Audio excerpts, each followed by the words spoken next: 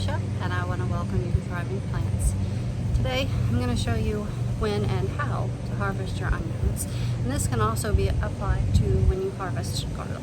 The way to know when your onion plants are ready to be harvested is that this part here at the neck of the plant, the foliage will begin to fall over, as it is with this and with this.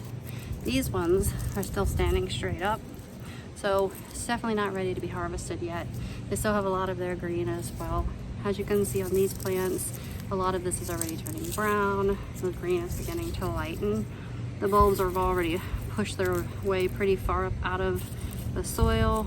This isn't really the case over here. Very gently work them free so you don't bruise them. Pull them out. I'm gonna shake off the dirt a little bit. You can actually lay these down someplace dry and cool till the soil is dry on here. You're going to leave your roots and the foliage on here, and then you're going to do what's called curing. And all this really means is you're going to store this in a place that is cool, dark, and dry. Typically, I put them in my basement. A lot of people will put them in the shed, a garage, any place like that will work.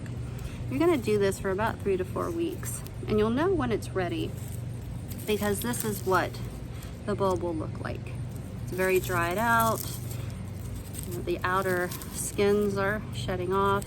Once that happens, you're going to remove your roots. You'll cut them off, and you're going to cut this.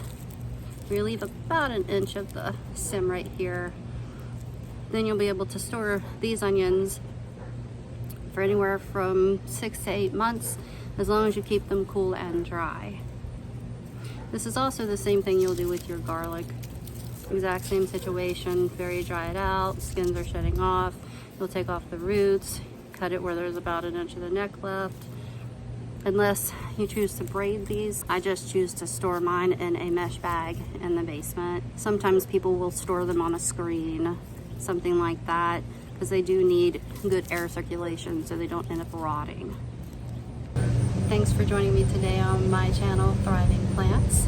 Please hit the subscribe button down below so you can see my future videos, and I'll see you later. Bye.